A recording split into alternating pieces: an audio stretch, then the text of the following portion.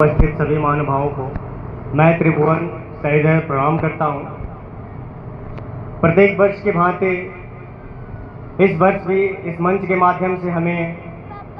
कुछ कहने और सुनने का अवसर मिला है। इस दौरान हमारे शब्दों द्वारा अगर कोई त्रुटियां होती हों तो कृपया क्षमा करेंगे। आज हमारे समाज में एक कुरीति है, रीति ना कह के हम उसे कुरीति ही बोलेंगे, जिसके दौरान हम अपनी बेटियों और बहनों को शादी के उपरांत कुछ धन देते हैं जिसे हम दहेज बोलते हैं। हमारे समाज में कुछ ऐसे भी लोभी व्यक्ति हैं, इतना कुछ करने के बावजूद भी उनका उससे मन नहीं भरता है और दहेज के लिए हमारी बहनें और बेटियों को प्रताड़ित किया जाता है, जिससे कई बार उन्हें जला दिया जाता है। इसी बात को मैं एक संगीत के माध्यम से आप सबके सामने प्रस्तुत करने जा रहा हूं, जो हमारी लोकल लैंग्वेज भोजपुरी में है। मुझे आशा है कि आप सब अगर ध्यान से सुनेंगे तो पसंद आए। याद है मुझे इतना बैठा जनती जे जारल जैबू आग में दहेज के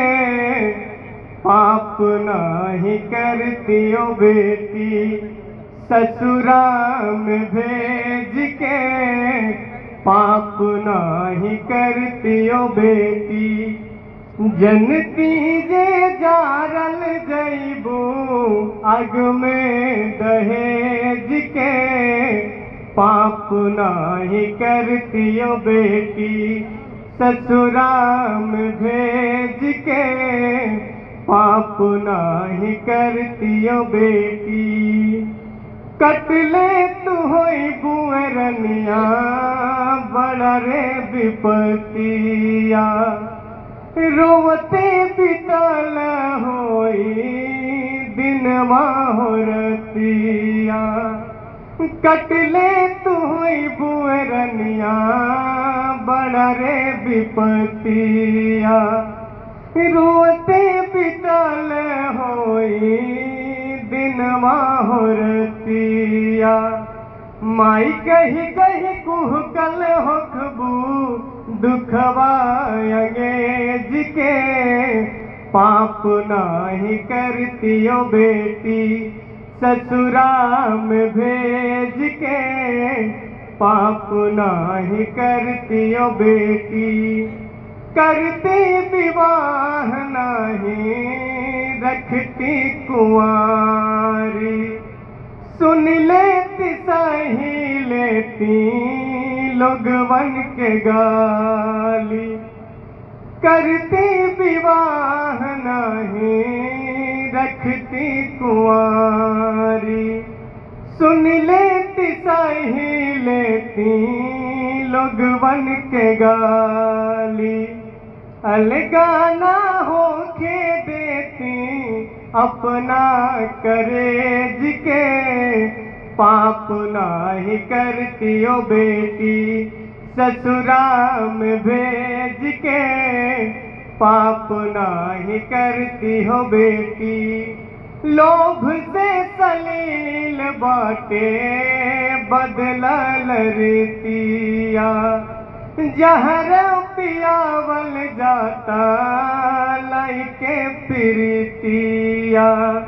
लोभ से सलील बाटे बदलल रीतिया जहर पियावल जाता लाइके प्रीतिया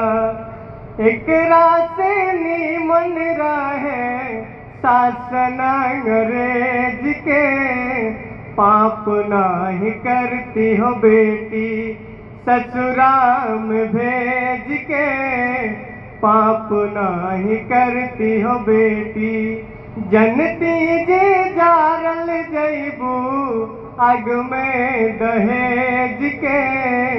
पाप नाही करती हो बेटी ससुराल में भेज के पाप नाही करती हो बेटी, ससुराल में भेज के पाप नाही करती हो बेटी। धन्यवाद। बहुत सुंदर त्रिभुवन, बहुत सुंदर गीत और बहुत सुंदर तरीके से तुमने इसे